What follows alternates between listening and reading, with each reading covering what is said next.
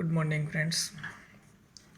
સર્જક group tuition તરફથી આપણે આજે એક ગણિતના નાના વિડીયો મારફતે એક નવા પ્રકરણ દ્વિચલ સુરેખ સમીકરણ યુગ્મની શરૂઆત કરીએ. પ્રકરણ 3 દ્વિચલ સુરેખ સમીકરણ યુગ્મ ધોરણ 10ની અંદર બોર્ડના પ્રશ્નપત્રમાં 8 ગુણનો ભાર ધરાવે છે, એટલે કે 8 માર્ક્સનું આ પ્રકરણમાંથી પૂછાય છે. દ્વિચલ સુરેખ સમીકરણ આપણે 8મા અને 9મા ધોરણથી ભણતા આવીએ છીએ, એટલે આપણને એના વિશે થોડોક ખ્યાલ છે જ. છતાં પણ આપણે ચર્ચા કરી લઈએ કે ભાઈ દ્વિચલ એટલે જેમાં બે ચલ આવેલા હોય અને સુરેખ એટલે બંને ચલની ઘાતાંક 1 હોય, એટલે કે બે ચલ અને બંને ચલની ઘાતાંક 1 હોય તેવા સમીકરણને આપણે દ્વિચલ સુરેખ સમીકરણ કહીએ. એનું પ્રમાણિત સ્વરૂપ છે ax + by + c = 0. આ દ્વિચલ સુરેખ સમીકરણનું પ્રમાણિત સ્વરૂપ છે ax + by + c = 0, જ્યાં a, b અને c belongs to R, એટલે કે a, b અને c એ વાસ્તવિક સંખ્યાઓ છે અને a² + b² ≠ 0. આ એની મુખ્ય શરત છે. એટલે કે x અને y જે ચલ છે એના સહગુણકો 0 હોવા જોઈએ નહીં. આ એની મુખ્ય વાત છે. ભૌમિતિક સ્વરૂપે, એટલે કે આપણને આ જે દ્વિચલ સુરેખ સમીકરણ આપ્યો છે એ દ્વિચલ સુરેખ સમીકરણનો આલેખ આપણને કેવો મળે છે? રેખા. આ બહુ જાણવા જેવી વસ્તુ છે, કારણ કે રેખા મળે એટલે આપણને એવું કહી શકાય કે ભાઈ આ સમીકરણને અનંત ઉકેલો છે. જ્યાં સુધી સમીકરણ 1 છે ત્યાં સુધી તેને અનંત ઉકેલો છે, એટલે આપણને એનો આલેખ રેખા મળે છે. આગળ જઈએ, જે આપણે 10મા ધોરણની અંદર ભણવાનું છે તે દ્વિચલ સુરેખ સમીકરણ યુગ્મ. હવે દ્વિચલ સુરેખ સમીકરણ યુગ્મ એટલે સમીકરણ બે સમીકરણો આપણને આપેલા હોય,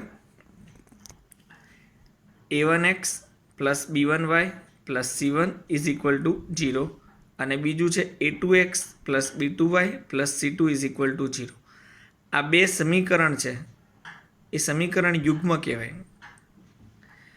સમીકરણ યુગ્મનો જ્યારે આપણે ઉકેલ શોધીએ ત્યારે એ ઉકેલ એટલે કે એ સમીકરણોમાં આવેલા ચલની કિંમતો કે જે આપેલા સમીકરણનું સમાધાન કરે એને આપણે સમીકરણનો ઉકેલ કહીએ છીએ. એટલે આપણે આ પ્રકરણની અંદર એ ઉકેલ શોધવાની જ અલગ અલગ રીતોની વાત કરવાની છે. હા, તો આપણે વાત કરતા હતા દ્વિચલ સુરેખ સમીકરણ યુગ્મ એટલે કે બે ચલ x અને y. આ બે x અને y ચલ ધરાવતા બે સમીકરણોને આપણે સમીકરણ યુગ્મ કહીશું. દ્વિચલ સુરેખ સમીકરણ યુગ્મ એટલે કે સામાન્ય ચલ x અને y બંને ધરાવતા બે સમીકરણો. પહેલું સમીકરણ જેનું પ્રમાણિત સ્વરૂપ a1x + b1y + c1 = 0 અને બીજું પ્રમાણ સમીકરણ છે a2x + b2y + c2 = 0. આ દ્વિચલ સુરેખ સમીકરણ યુગ્મ છે.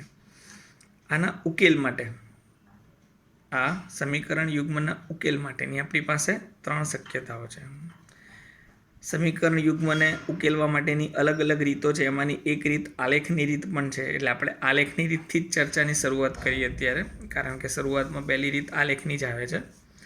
તો આલેખની રીતની વાત કરીએ તો પહેલી શક્યતા છે સમીકરણ યુગ્મના ઉકેલની કે ભાઈ જો આલેખની અંદર બે રેખાઓ પરસ્પર એક જ બિંદુમાં છેદે તો સમીકરણ યુગ્મને અનન્ય ઉકેલ છે તેમ કહેવાય. સમજવાનું છે કે ભાઈ સમીકરણમાં આ આલેખ હોય અને એમાં બે રેખાઓ પરસ્પર એક જ બિંદુમાં છેદતી હોય તો આ સમીકરણ યુગ્મને અનન્ય ઉકેલ છે તેમ કહેવાય અને સમીકરણ યુગ્મને સુસંગત સમીકરણ યુગ્મ કહેવાય. એ જ રીતે બીજી શક્યતા કે આલેખમાં બે રેખાઓ પરસ્પર સમાંતર છે તો સમીકરણ યુગ્મને ઉકેલ નથી. આ પણ બીજી શક્યતા છે કે ભાઈ એક આલેખ છે એમાં સમીકરણ યુગ્મનો તમે આલેખ દોરો અને બે આલેખ આવી રીતના પરસ્પર સમાંતર રેખાઓ આવે તો આપણે એવું કહી શકીએ ભાઈ સમીકરણ યુગ્મને ઉકેલ નથી અને આવા સમીકરણને અસંગત સમીકરણ યુગ્મ કહેવાય. આવા સમીકરણને શું કહેવાય? અસંગત સમીકરણ યુગ્મ. આપણે ત્રીજી શક્યતા તરફ જઈએ કે આલેખમાં બે રેખાઓ, આલેખ છે એમાં બે રેખાઓ એક જ રેખા તરીકે હોય, એટલે કે આલેખ સંપાતી રેખાઓ હોય તો સમીકરણ યુગ્મને અનંત ઉકેલો છે. સમજણ પડે કે ભાઈ આવી રીતના એક આલેખ હોય અને આલેખમાં સમીકરણ યુગ્મ તમે દોરો એની રેખાઓ, અને એ રેખાઓ એક જ રેખા ઉપર આવી રીતના બે સંપાતી રેખાઓ આવે તો એ સમીકરણ યુગ્મને અનંત ઉકેલ છે તેમ કહેવાય. અને આવા સમીકરણને શું કહેવાય છે? અવલંબી સમીકરણ યુગ્મ કહેવાય. આ રીતે આપણે સમીકરણ યુગ્મના ઉકેલ શોધવા માટેની આ ચેપ્ટરની અંદર 4 રીતો અલગ અલગ જોવાની છે, જેમાં એક લોપની રીત છે, આદેશની રીત છે, આલેખની રીત છે અને ક્રેમરની રીત છે. ક્રેમરની રીતને આપણે ચોકડી ગુણાકારની રીત તરીકે પણ ઓળખીએ છીએ. તો આવી રીતના આ સમીકરણ યુગ્મના આલેખની રીતની આપણે થોડીક વાત કરી. હવે એમ જ આપણે થોડુંક આગળ જઈએ, જે થોડુંક અગત્યનું કહી શકાય કે ભાઈ સમીકરણ યુગ્મના સહગુણકો અને તેમના પ્રકાર વચ્ચેનો સંબંધ. સમીકરણ યુગ્મ આપણે લઈએ તો a1x plus b1y plus c1 is equal to 0 પહેલું સમીકરણ છે, અને બીજું a2x plus b2y plus c2 is equal to 0 છે. એ સમીકરણ યુગ્મમાં a1 square plus b1 square is not equal to 0 પહેલા સમીકરણની શરત છે, અને બીજા સમીકરણની શરત છે a2 square plus b2 square is not equal to 0. તો આ બે સમીકરણો માટે આપણે એક્સના સહગુણક અને વાયના સહગુણકો લઈએ તો a1 upon a2 is not equal to b1 upon b2, એટલે કે આપણે સહગુણકો ઉપરથી એના પ્રકાર વિશે અને એના આલેખ વિશેની વાત કરવાની છે. તો આપણે પહેલો પ્રકાર લઈએ છીએ, જેમાં એવું કીધું છે કે a1 upon a2 is not equal to b1 upon b2, એટલે કે ભાઈ બે સમીકરણના જે એક્સના અને વાયના સહગુણકો છે તે સરખા ન હોય એનો ગુણોત્તર. તો કહી શકીએ કે સમીકરણ યુગમાં સુસંગત છે.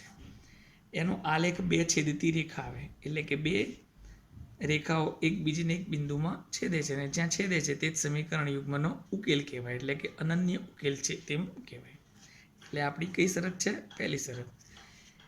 એ શરત પરથી બીજી શરત તરફ જઈએ કે ભાઈ a1 upon a2 is equal to b1 upon b2 આવે.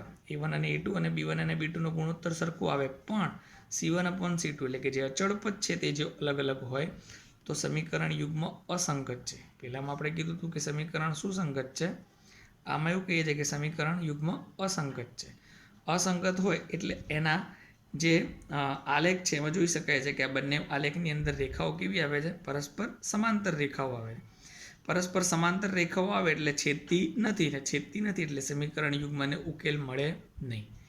તો સમીકરણ યુગ્મ અસંગત છે, આલેખ સમાંતર રેખાઓ છે, માટે સમીકરણ યુગ્મને એક પણ ઉકેલ નથી.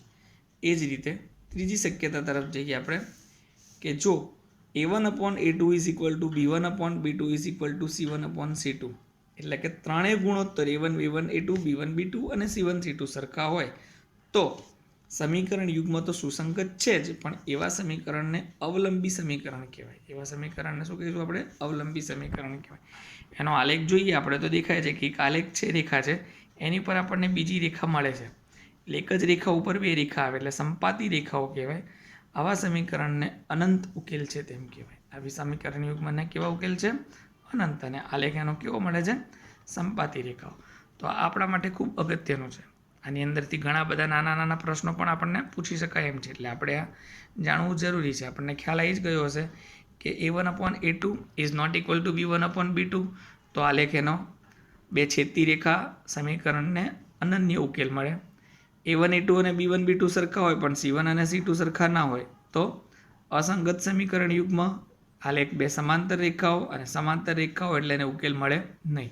અને ત્રીજી શક્યતા a1 a2 b1 b2 અને c1 c2 ત્રણેય ગુણોત્તર જો સરખા આવે તો સમીકરણ સુસંગત અને અવલંબી.